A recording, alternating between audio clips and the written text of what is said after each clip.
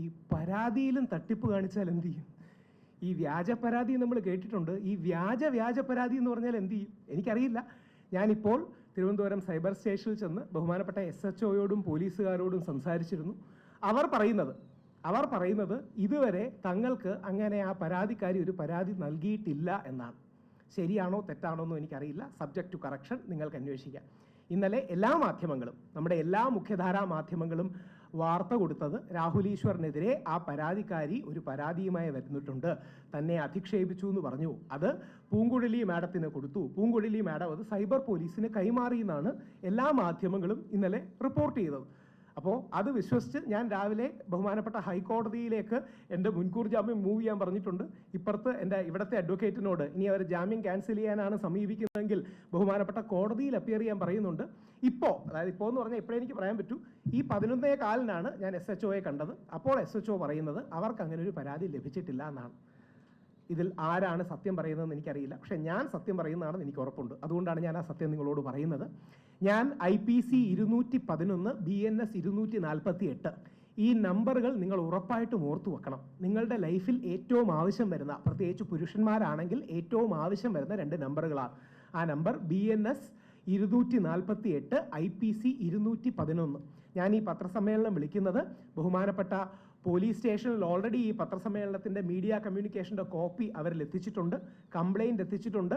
ഇവിടുത്തെ അഡ്വക്കേറ്റിൻ്റെ, ഹൈക്കോടതിയിലെ അഡ്വക്കേറ്റിൻ്റെ, സുപ്രീം കോടതിയിലെ അഡ്വക്കേറ്റിൻ്റെ വെരിഫിക്കേഷനും വാലിഡേഷനും കഴിഞ്ഞ് ലീഗൽ ഒപ്പീനിയൻ എടുത്ത് 3 കോടതികളിലെ അഡ്വക്കേറ്റ്സിൻ്റെ ലീഗൽ ഒപ്പീനിയൻ എടുത്ത് പറയുന്ന ഓരോ വാക്കും ഓരോ വരിയും കൃത്യമാകണം എന്നുള്ളതുകൊണ്ടാണ്. ആദ്യം പറയാനുള്ള 3 കാര്യങ്ങൾ. ഒന്ന്, എനിക്കറിയില്ല ആ കുട്ടി പരാതി കൊടുത്തു എന്ന അസംഷനിലാണ് ഞാൻ പറയുന്നത്. ഞാൻ ജാമ്യ വ്യവസ്ഥ ലംഘിച്ചു, രാഹുൽ ഈശ്വർ എന്നെ അധിക്ഷേപിച്ചു എന്ന് പറഞ്ഞ് ആ പരാതിക്കാരി പരാതി കൊടുത്തതായിട്ടാണ് മാധ്യമങ്ങൾ മറ്റും വാർത്ത നൽകിയിട്ടുള്ളത്. അത് പൂർണ്ണമായും തെറ്റാണ്. എനിക്ക് വീഡിയോ ചെയ്യുന്നതിന് കോടതി വിധിയിൽ യാതൊരു വിലക്കുമില്ല. മാധ്യമങ്ങളോട് സംസാരിക്കുന്നതിൽ കോടതി വിധിയിൽ യാതൊരു വിലക്കുമില്ല. ഇത് മനഃപൂർവ്വം തെറ്റിദ്ധാരണ ജനിപ്പിക്കുന്നതാണ്. 2, ഏറ്റവും പ്രധാനം, 16 ദിവസമാണ് ഞാൻ ജയിലിൽ കിടന്നത്. ഓർക്കണം, 16 ദിവസം. ഞാൻ കമ്പയർ ചെയ്ത് പറയല്ല. ഞാൻ ശ്രീ ദിലീപിനെയും ശ്രീ രാഹുൽ മാങ്കൂട്ടത്തിലിനെയും വേടനെയും എല്ലാം സപ്പോർട്ട് ചെയ്യുന്ന വ്യക്തിയാണ്. വേടനെതിരെ ഇത്രയധികം ആരോപണങ്ങൾ ഉണ്ടായിട്ട്, അതായത് റേപ്പ് അടക്കമുള്ള മൾട്ടിപ്പിൾ ആരോപണങ്ങളും ഡ്രഗ്സിന്റെ പൊസഷൻ ഉണ്ടായിട്ട് പോലും ഒരു ദിവസം പോലും വേടൻ ജയിലിൽ കിടന്നില്ല. ഞാൻ 16 ദിവസമാണ് ജയിലിൽ കിടന്നത്. അതിൻ്റെ കാരണം, യഥാർത്ഥത്തിൽ ഇത് പറയുന്ന ഒരു തീവ്ര ഫെമിനിസ്റ്റ് ലോബിയുടെ ടാർഗറ്റ് അവർക്കെതിരെ അഭിപ്രായം ഉന്നയിക്കുന്നവരെ നിശബ്ദമാക്കലാണ്. ആത്യന്തികമായി രാഹുൽ മാങ്കൂട്ടത്തിനെതിരെയോ ശ്രീ ദിലീപിനെതിരെയോ ശ്രീ വേടനെതിരെയുള്ള കേസുകൾ കോടതിയിൽ നിലനിൽക്കില്ല എന്ന് ഈ ആരോപണം ഉന്നയിക്കുന്നവർക്ക് നന്നായിട്ടറിയാം. അവരെ പിന്തുണയ്ക്കുന്ന ഒരു തീവ്ര ഫെമിനിസ്റ്റ് ലോബിക്കും അറിയാം. പകരം അവർ ഉദ്ദേശിക്കുന്നത് മാധ്യമ ചർച്ചകൾ ഉണ്ടാക്കാനാണ്. നിങ്ങൾ മാധ്യമങ്ങളെ ഉപയോഗിച്ച് മറുഭാഗത്തെ ആൾക്കാരെ കരിവാരി തേക്കാനാണ്. അവർക്ക് എന്തുകൊണ്ടാണ് എന്നോട് ദേഷ്യമെന്ന് പറഞ്ഞാൽ, അവർ ഈ മുമ്പോട്ട് വെക്കുന്ന മീഡിയ നറേറ്റീവ് ഞാൻ കുത്തിപ്പൊട്ടിക്കുന്നതുകൊണ്ടാണ്. കുത്തിപ്പൊട്ടിക്കുന്നു എന്നല്ല, ഞാൻ പൊളിച്ചു കളയുന്നതുകൊണ്ടാണ്. നീ കുത്തിപ്പൊട്ടിക്കുന്നു എന്ന് പറഞ്ഞാൽ വേറെ ഏതെങ്കിലും അർത്ഥം വ്യാഖ്യാനി. അവർ മുമ്പോട്ട് വെക്കുന്ന മീഡിയ നറേറ്റീവുകൾ, അവർ മുമ്പോട്ട് വെക്കുന്ന ഈ ഡ്രാമ, അത് എക്സ്പോസ് ചെയ്യുന്നു എന്നുള്ളത് കൊണ്ടാണ് എന്നെ പോലുള്ളവരോട് ദേഷ്യം. അത് പല രീതിയിലുണ്ട്. അതിൻ്റെ ഒരു വ്യക്തിമാണ് മുകേഷിൻ്റെ ഒരു ശത്രു പോക്സോയിൽ പെടുത്താൻ മുകേഷിനെ കൊടുത്തു. ആത്യന്തികമായി കേസ് നിൽക്കില്ലെന്നറിയാം. പക്ഷേ മീഡിയയിലൊക്കെ ഒന്ന് വാർത്ത വരണം, ഇയാൾ അത്യാവശ്യം ഒന്ന് നാറണം, ഇയാൾ അത്യാവശ്യം ഒന്ന് മോശക്കാരനാകണം. ഇത് മാത്രമാണ് അതിൻ്റെ ലക്ഷ്യം.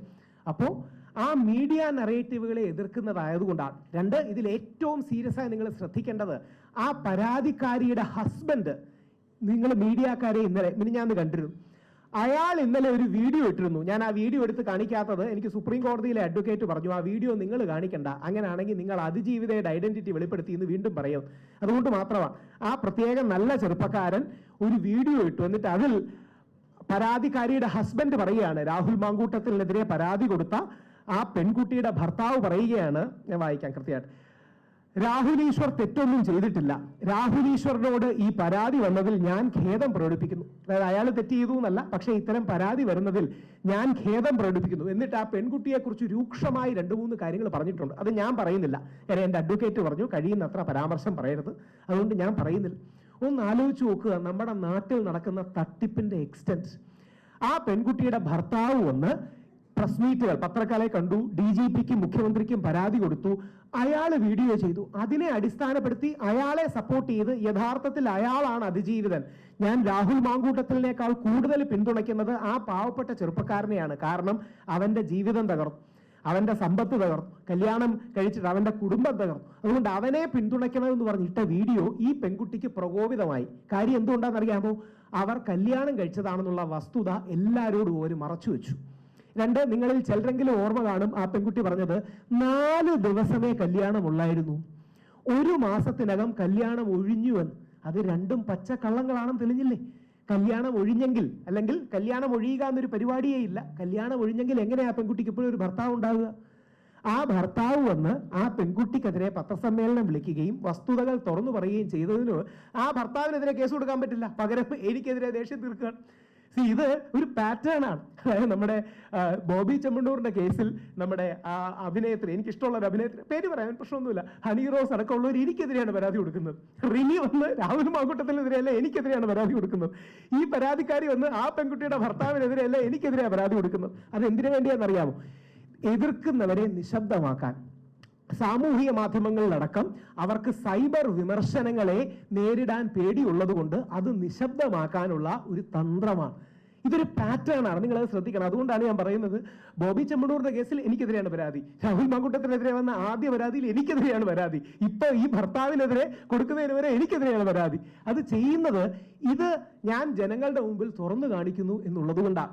നിങ്ങൾക്ക് തന്നിരിക്കുന്ന അതിൽ എൻ്റെ ഫുൾ വീഡിയോയുടെ ട്രാൻസ്ക്രിപ്റ്റ്, ഓരോ വരി കുത്ത് കോമ പറയുന്ന ട്രാൻസ്ക്രിപ്റ്റ് കൃത്യമായി കൊടുത്തിട്ടുണ്ട്. ഇതെന്തിനാ കൊടുത്തതെന്ന് പറഞ്ഞാൽ, കഴിഞ്ഞ തവണ പോലീസും പ്രോസിക്യൂഷനും കോടതിയിൽ ഞാൻ പറയാത്ത കാര്യങ്ങൾ പറഞ്ഞു എന്ന് കള്ളം പറഞ്ഞു. ഞാൻ പറയാത്ത കാര്യങ്ങൾ പറഞ്ഞു എന്ന് കള്ളം പറഞ്ഞപ്പോൾ എനിക്ക് സത്യം പറഞ്ഞാൽ ദേഷ്യം വന്നു. കാര്യം ഞാൻ സത്യം പറയുന്ന ഒരുത്തനാ.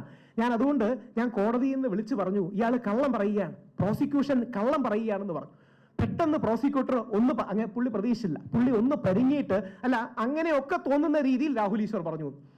അതായത് കോടതി പറഞ്ഞിട്ട് പ്രോസിക്യൂഷൻ പറയണം, അങ്ങനെയൊക്കെ തോന്നുന്ന രീതിയിൽ രാഹുൽ ഈശ്വർ പറഞ്ഞു. അതുകൊണ്ട് വള്ളി പുള്ളി വിടാതെ ആ ട്രാൻസ്ക്രിപ്റ്റ് എടുത്തിട്ടുണ്ട്. ഇനി നിങ്ങളോട് ആത്മാർത്ഥമായി ഞാനൊരു ചോദ്യം നിങ്ങളുടെ മനസ്സിൽ ചോദിക്കുകയാണ്. ഈ അധിക്ഷേപം എന്ന് പറഞ്ഞില്ലേ, ഞാൻ എന്ത് അധിക്ഷേപിച്ചെന്ന് ഏതെങ്കിലും ഒരു വാക്കെങ്കിലും നിങ്ങൾ കേട്ടോ? ഇവരുടെ ഫോട്ടോ ഞാൻ ഷെയർ ചെയ്തോ? ഇവരുടെ ഐഡന്റിറ്റി ഡിസ്ക്ലോസ് ചെയ്തോ?